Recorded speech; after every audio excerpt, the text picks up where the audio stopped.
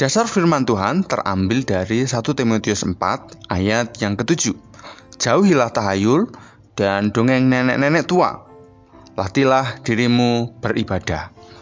Sahabat inspirasi, masyarakat tanah Jawa dikenal amat dekat dengan yang namanya mitos. Pada masa kecil, saya sudah sering mendengar dari nenek atau orang tua cerita mengenai mitos yang selalu dihubungkan dengan banyak larangan-larangan atau sebaliknya aturan-aturan yang terkadang tidak masuk akal. Contohnya, ada satu kejadian yang pernah saya lihat ketika masih kecil dan masih teringat sampai dewasa adalah ketika terjadi gerhana. Ada tetangga saya, seorang ibu yang sedang hamil, diharuskan sembunyi di kolong atau di bawah tempat tidur. Coba bayangkan, betapa susah payahnya ibu tersebut dengan kondisi perut yang besar terpaksa merangkak di tempat yang sempit. Tetapi anehnya, sekalipun dengan susah payah, ia patuh melakukannya hanya karena takut jika tidak patuh perintah orang tua, resikonya anak yang akan dilahirkan kelak mulutnya sumbing. Sungguh satu hal yang tidak masuk akal.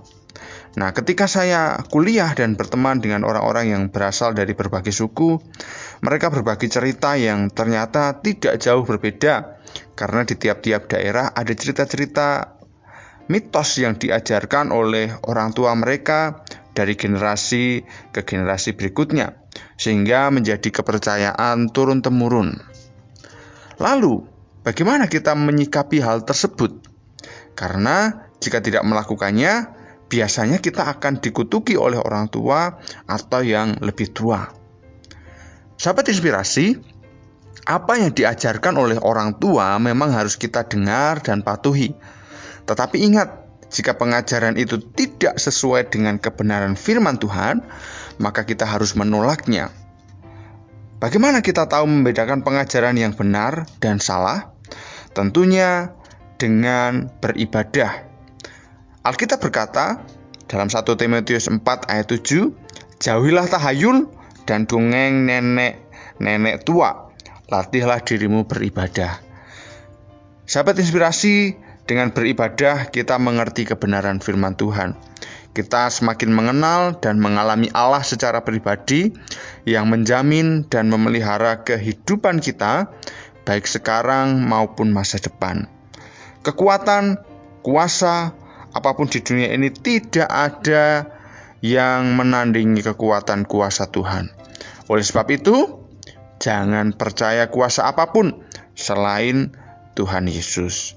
Maka dari itu, mari kita mau ambil sikap bahwa kita mau menjauhi tahayul dan kita mau memperbanyak ibadah.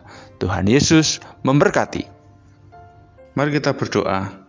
Tuhan, kami mau setia beribadah dan terus belajar firman-Mu yang menjadi sumber pertolongan dan penghiburan kami. Kami serahkan hidup kami, kiranya Tuhan penuhi kami dengan kuasa Roh Kudus-Mu, sehingga kami menjadi alat-Mu, alat kemuliaan-Mu, sehingga nama Tuhan semakin ditinggikan dan dipermuliakan melalui kehidupan kami. Pakailah hidup kami Tuhan, dan kami serahkan hidup kami. Di dalam nama Yesus, kami sudah berdoa dan bersyukur. Haleluya. Amin.